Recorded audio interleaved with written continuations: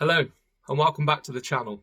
I'm back to some more regular financial content compared to my last couple of videos where I've been travelling around and documenting how much my different trips have cost.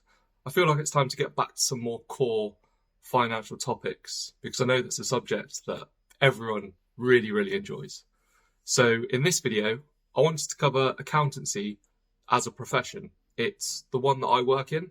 I've been doing it now post-qualification for four and a half years, and I've been working in the field for close to 10 years because obviously you have to work pre-qualification to then get your qualification, which I will cover in this video. So let's go.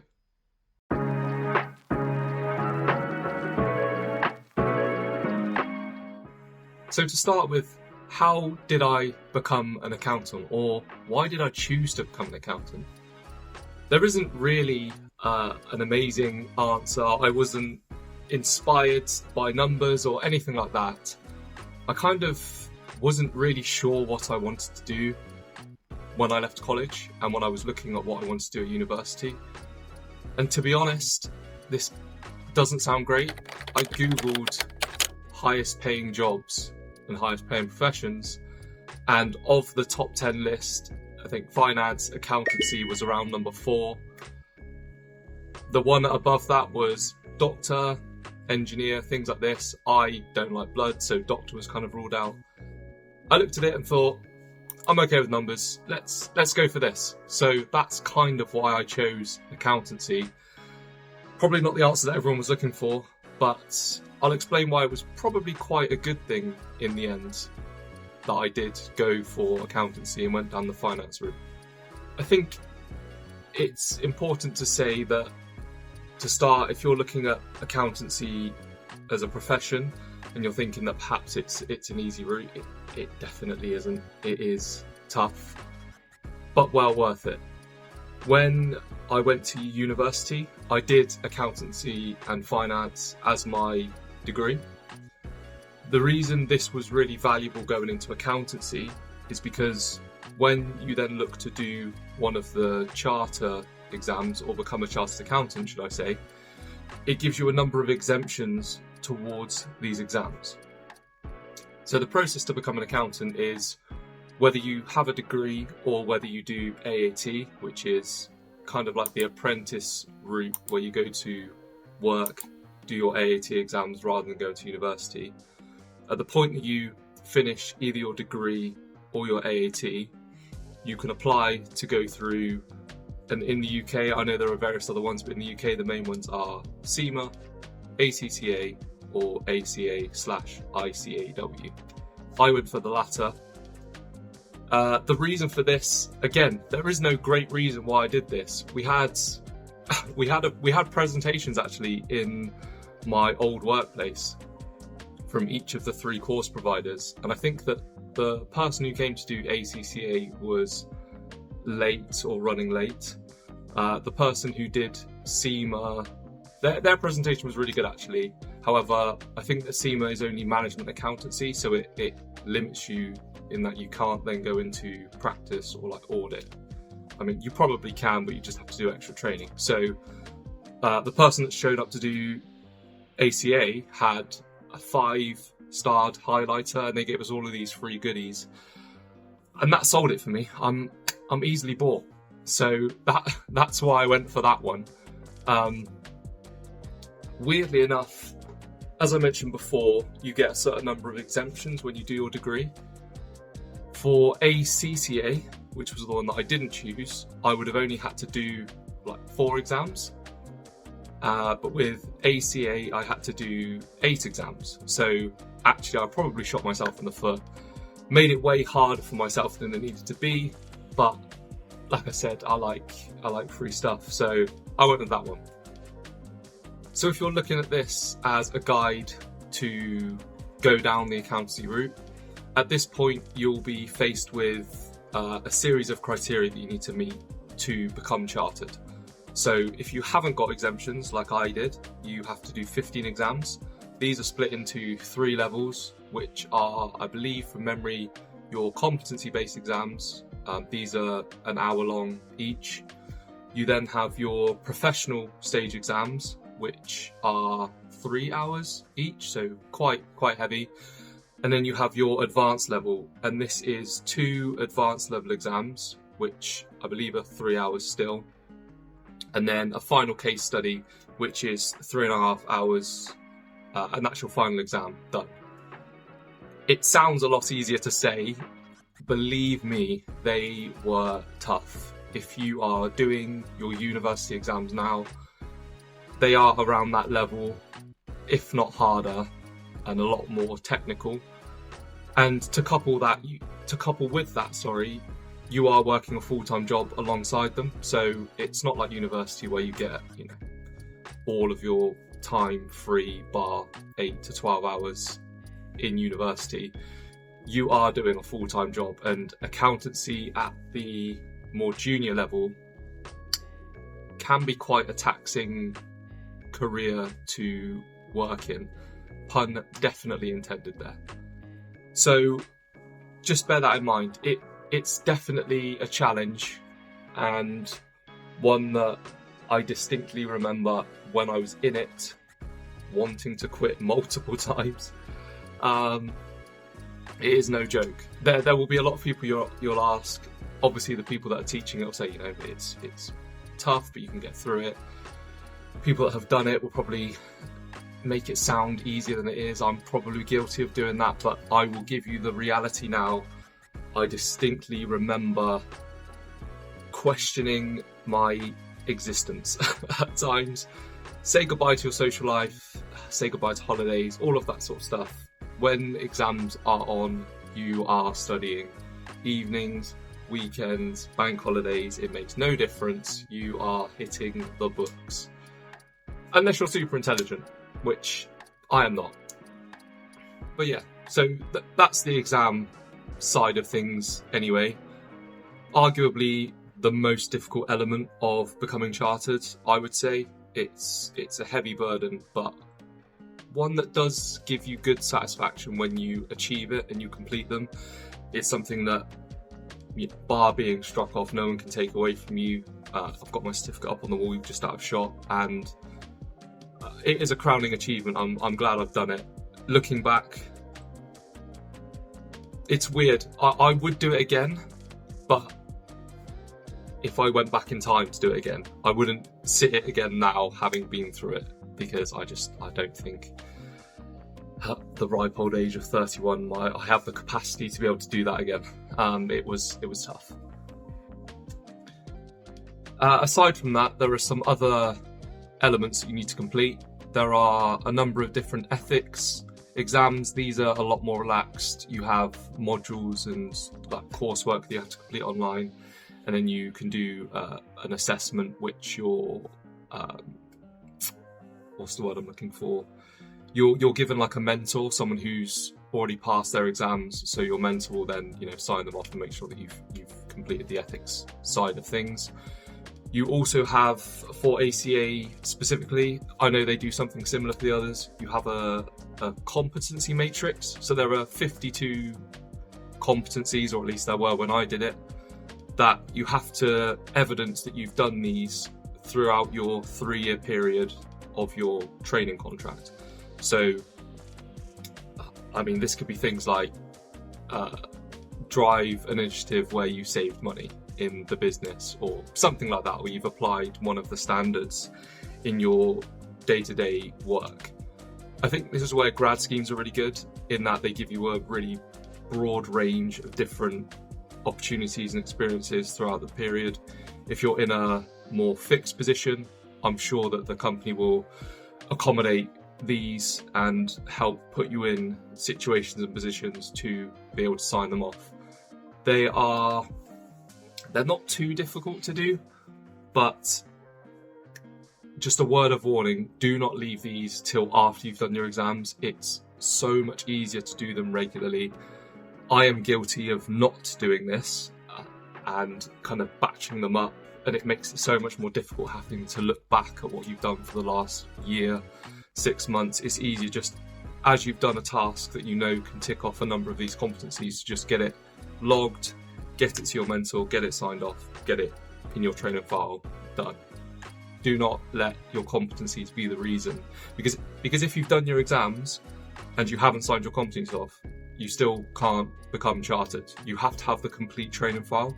So what you don't want to do is put all of the work into the exams and then be stuck for another 3-4 months trying to get these competencies signed off because you've forgotten something that would have signed them off 2 years ago. So my advice or guidance would be, please just, do those in the moment, as difficult as it is to do that.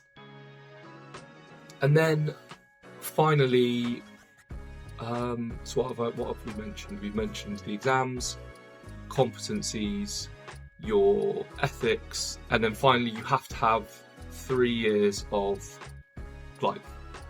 verifiable and qualified work experience. So most of the time to sign up to ACA, you have to be in a job that is working in accountancy or an accountant of some form. So that doesn't necessarily mean being in practice, but you will be an accountant or in the accounting department for one of these other businesses.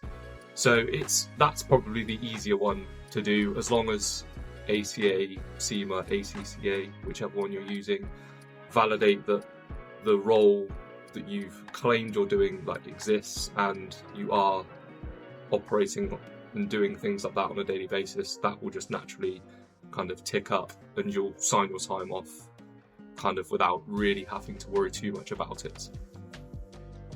And that's it really. That's kind of the summary of how to become a chartered accountant.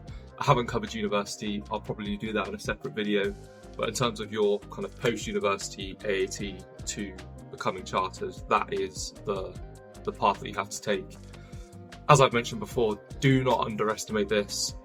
Really think long and hard, because you don't want to invest 1 to 2 years getting halfway through and then discovering that you can't finish it for whatever reason, or you don't necessarily want to do it anymore. It is a qualification that will put you in good stead even if you don't want to go into accountancy. So I'd recommend that think long and hard about it, and when you commit to it, fully commit to it and get it done. Because then if you decide you don't want to be an accountant, you can always go and do something else within a wider business environment, and having that financial background will always go in your favour. At least that's what I've seen anyway. And then I guess all there is to mention after that is, once you're chartered, what opportunities, what does your career look like? For me, it's been really good actually post-qualification. I think when I first chartered, you get a small pay rise bump up in the business you're in usually, just because you're now chartered, or they might put you into a different role. At least that's what's happened for me. That is what happened for me.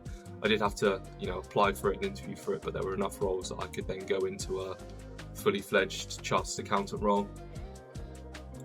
I would probably mention though that your first couple of years of being chartered, you will still be doing a lot of grunt work, unless you're super intelligent or have got amazing connections. But for the most part, from what I've seen, you still do have to do a lot of kind of wheel churny jobs, as it were. These are quite good. Looking back, at the time I was a bit frustrated by it, but looking back, you do need that time in the role doing the doing, as it were, so that when you get into more senior roles, you've got that background and understanding of the technical elements to be able to help your staff dive in if you need to. So it's, at the time, again, you don't necessarily see the benefit, but now looking back, I see the benefit of doing that and just persevering. So I stayed in a role like that for around 2 years, and then it was after that point that doing a number of different projects and things as well, but outside of that, switched to another company, got myself a finance manager role, and it's kind of now where you're in a more senior position that you get to look at some more of the technical treatment elements rather than just doing the doing. And for me, I'm quite enjoying it. I look at my job or career, however you want to call it, and I think I don't necessarily look at my job as if to say, this is my dream and this is what I, want to do forever. I think that there is always a clear distinction, for me anyway, between my job and my personal life. There's a lot of conversation I see floating around about, do what you're passionate about, find something you're passionate about. And I think I'm not necessarily passionate about finance. I understand it, I'm good at it, and well, there may be some people that argue I'm not, but I think I'm good at it, and so far I'm still employed, so. But I'm good at articulating to non-finance people what we are doing in finance, which I think is a really good point to mention, is that along with the technical skills, if you've got good interpersonal and soft skills, that will really go a long way in accountancy. But back to my point, I don't necessarily agree that doing something you're passionate about as a job is the right thing to do. I quite like to have a separation from accountancy, which is kind of very serious. It is quite well paid, quite well respected. And then some of my personal elements that I do in my free time. I feel like anything that I do 9 to 5 days a week, regardless of how passionate I am about it, will become tiresome, and some days you don't want to do it, but you just stick with it. And I think just doing something you're good at and that will get you paid well is more important than necessarily doing something you're passionate about. I'm sure there'll be people that will argue different. And if you're comfortable doing something you're passionate about and you found that, then more power to you. I think that is amazing. But for me personally, I know that I need money to be able to follow what I'm passionate about. So why not just work really hard, do something I'm good at, and then use that money to do something that more aligns to my passions and things that I want to do. So that's my view on accountancy. Some people love it, some people absolutely hate it. I'm probably in the middle. I don't mind it, and it pays well. So I would say if you're in a similar mindset around finance, maths, numbers, then it's probably a good career to look at for you. And that's kind of it, really. That's everything I had to say on accountancy. I think in summary, I would recommend it as a career. I think it's a really, really solid career. I think especially now after Brexit, especially, we've lost in the UK a lot of talent across all industries. So if you are young looking for a career that is going to put you in good stead, I think accountancy is quite solid. There will always be a need for accountants. There is the argument about AI and things in the future, which maybe I'll cover in more detail. I think that to give people comfort that I don't think AI and robots will replace everything to do with accountancy, someone needs to be responsible. That is why we get our qualifications, because there has to be a human there to be a responsible party. It's the same as pilots, I guess. Planes can fly themselves, but if something goes wrong, they need to have someone to blame. Sounds quite bad, but that's the point. That's why we get paid well. Same as pilots, that's why they get paid well, because inherently they have that level of responsibility to the career they're doing. And I think that's a good thing. I think it's important that we still have people involved in these things and making these decisions and interpretations. Accountancy can be interesting, and I think it's like any job or career. It is what you make it. If you go in thinking, this is terrible, then you're not going to like it. But if you go in thinking, right, what can I learn? What can I do today? No, we are not saving lives. We're not doing anything like that. But money does make the world go round. As bad as that sounds to say, financial statements are important. They need to be correct. It's what our pensions are invested in. It's what people, literally money. Without money, the economy crashes. So, no, it's not direct impact on people's lives, but it is important. And I think that's why I quite enjoy it, that there is an element of importance to it. And I guess my third point as to why I'd recommend it, this this probably goes back to my dad, actually. My dad, I have to thank my dad for being so forceful into education. I probably wouldn't be here without him pushing me to achieve what I've achieved.